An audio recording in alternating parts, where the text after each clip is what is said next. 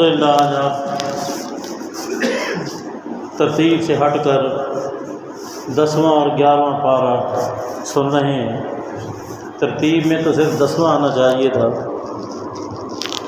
اکثر حفاظ کرام جو ہے وہ مقتدیوں کا خیال نہیں رکھتے بلکہ اپنا خیال رکھتے ہیں، اور ایسے نہیں ہونا چاہیے۔ دیکھیں، ایک پارے کا مسئلہ تھا تو وہ آخری اشرا بہترین، اس میں اگر 1-2 رکوع بھی روزانہ انسان ساتھ ملاتا رہے تو خود بخود وہ ایک پارہ کور ہو جائے گا۔ دوسرا یہ ہے کہ میں حافظ عثمان صاحب کو بھی مشورہ دوں گا کہ عام طور پر پارے کے 16 رکوع ہوتے ہیں۔ عام طور پر ان کے پاس 2 رکعت فرض کی ہیں، 8 رکعت تراویح کی ہیں، 10 رکعتیں ہیں۔ اگر ان 16 رکوع کو 10 پہ تقسیم کر دیں تو پیچھے والوں کو محسوس بھی نہیں ہوگی، پرواہ بھی نہیں ہوگی، پتہ بھی نہیں چلے گا، آرام سے سارے کی ساری منزل۔ لیکن حفاظ کرام وہ ایسے ہوتا ہے بھی ان کے سامنے وہ منزل ہوتی ہے بھی وہاں تک پہنچنا ہے، وہ اس کو تو تھکاوٹ نہیں ہوتی لیکن پیچھے والوں کو تھکاوٹ ہوتی ہے۔ تو اگر حافظ صاحب منزل کو ترتیب کے ساتھ تقسیم کر کے رکھے تو پیچھے والوں کو بھی اتنی تھکاوٹ نہیں محسوس ہوگی۔ امید ہے کہ میرے اس مشورے پر حافظ عثمان صاحب ضرور عمل کریں گے۔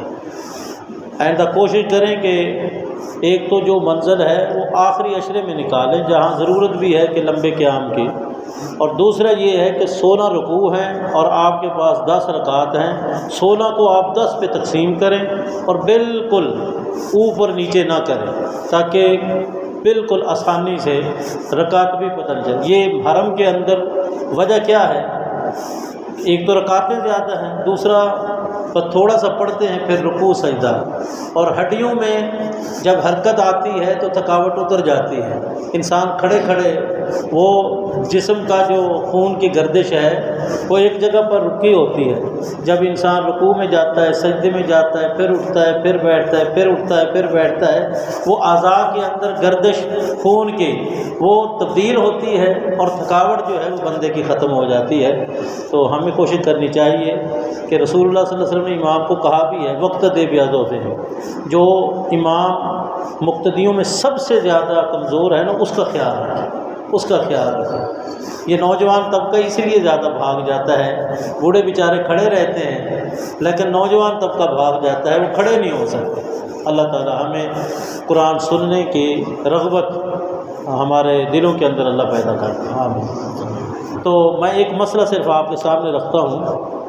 ابھی آپ نے جو قرآن پاک سنا ہے استغفار، اس کا معنی ہوتا ہے مغفرت طلب کرنا، اللہ کی بخشش کو طلب کرنا۔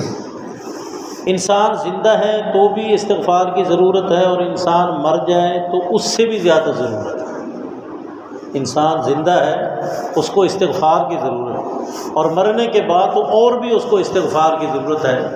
زندہ ہے تو ایک دوسرے کے لیے استغفار ہے، لیکن مرنے کے بعد جو زندہ ہیں وہ تو استغفار اس کے لیے کر سکتے ہیں، لیکن مرنے والا کسی کے لیے استغفار نہیں کر سکتا۔ یاد رکھیں، اگر استغفار سے کوئی مستثنا ہوتا تو وہ صرف اور صرف محمد رسول اللہ صلی اللہ علیہ وسلم کی ذات تھی کہ ان کا کوئی گناہ ہی نہیں تھا، ان کا کوئی گناہ ہی نہیں تھا۔ لیکن آپ ایک مجلس میں 100 مرتبہ 70 مرتبہ استغفار کر لیتے تھے ایک مجلس میں۔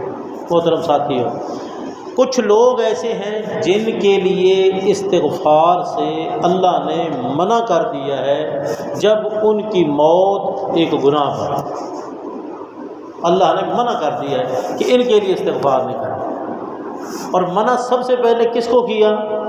محمد رسول اللہ صلی اللہ علیہ وسلم کو، کہ آپ نے ان کے لیے استغفار نہیں کرنا، اور اس کے بعد پھر ان سب کو منع کیا ہے جو محمد رسول اللہ صلی اللہ علیہ وسلم پر ایمان لاتے ہیں، ان سب کو منع کر دیا کہ ایسے لوگوں کے لیے استغفار۔ دیکھیں، زندگی میں آپ استغفار کریں کیونکہ معافی مانگیں اس کے لیے، اللہ اسے معاف کر دے اور وہ راہ راست پہ آ جائے۔ لیکن جب وہ اس گناہ پہ مر گیا تو اب اس کے لیے استغفار کرنا جائز ہے ہی نہیں کسی صورت۔ وہ مرنے والی ماں ہو تو بھی جائز نہیں، وہ مرنے والا باپ ہو تو بھی جائز نہیں، وہ مرنے والا بھائی ہو، بہن ہو، پھوپھی ہو، چچا ہو، کوئی ہو، رشتہ دار ہو، ہمسایہ ہو، دوست ہو، پارٹنر ہو، بالکل جائز ہے۔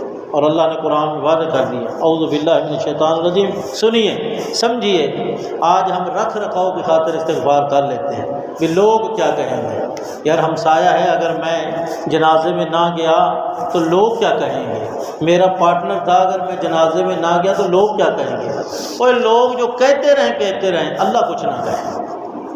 اگر لوگوں کے اس معاملے کی وجہ سے تو جنازے میں چلا گیا اور اللہ نے تجھ سے پوچھ لیا کیا کہ تو کیوں گیا، کیوں تو نے استغفار کی تھی، میں نے جو منع کیا تھا تو کیوں گیا، تو پھر تو کیا جواب دے؟ آئیے سنیے، اعوذ باللہ من الشیطان الرجیم۔ ما کان للنبی والذین آمنوا ان یستغفروا للمشرکین ولو کانوا اولی قربی۔ اللہ نے کس انداز میں کہا؟ کسی نبی کے لیے یہ لائق ہی نہیں، اور نبی پر ایمان لانے والے کے لیے لائق ہی نہیں ان یستغفروا کہ وہ استغفار کریں، کس کے لیے؟ للمشرکین، مشرکین کے لیے، ولو کانوا اولی قربی، چاہے وہ جتنا بھی قریبی رشتہ دار کیوں نہ ہو۔ آج ہم کیا کرتے ہیں؟ ہمیں پتہ ہوتا ہے کہ یہ مشرک ہے، لیکن ہم رکھ رکھاؤ کی خاطر اس کے جنازے میں چلے جاتے ہیں۔ ایک ساتھی کو میں نے جلال پور میں کہا کہ مرنے والے کے متعلق تجھے 100% پتہ ہے کہ یہ مشرک ہے، اور پھر تو کیوں گیا جنازے میں؟ اچھا میں گیا تو تھا، میں جنازے میں کھڑا رہا، میں نے دعا نہیں پڑھی، میں نے دعا نہیں پڑھی۔ یخادعون اللہ، یہ اللہ کے ساتھ دھوکہ ہے، اللہ کے ساتھ دھوکہ ہے۔ کیوں گیا تھا؟ صرف اس لیے کہ لوگ تجھے کچھ نہ کہیں، تو لوگوں کے ڈر سے چلا گیا، اللہ کا ڈر نہیں تھا تیرے دل میں۔ اس لیے بالکل واضح لفظوں میں ہے، میری ماں ہے، مشرکہ ہے، مجھے پتہ ہے کہ شرک پر ہے، ساری زندگی اس کی خدمت کرنا اسلام مجھے حکم دیتا ہے کہ خدمت کرنی ہے، لیکن اگر اس کی موت شرک پر آئی تو اسلام مجھے کہتا ہے، دین مجھے کہتا ہے، قرآن مجھے کہتا ہے تو انہیں جنازہ نہیں پڑھنا۔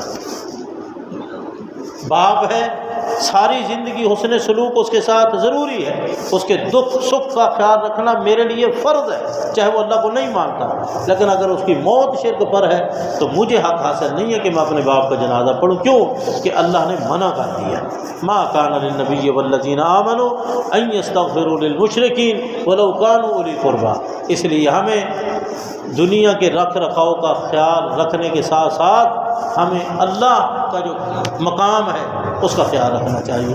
اللہ مجھے اور آپ کو موحد بنائے، متبع بنائے۔ یاد رکھیں، نماز کے اندر کمی کوتاہی ہے، روزے کے اندر کمی کوتاہی ہے، حج کے اندر کمی کوتاہی ہے، زکوٰۃ کے اندر کمی کوتاہی ہے، اللہ معاف فرما دیں گے سزا کے ساتھ ہوا۔ لیکن شرک پر موت ہے تو اللہ نے اٹل فیصلہ کر دیا ہے، ان اللہ لا یغفر ان یشرک بہ ویغفر ما دون ذلک لمن یشاء۔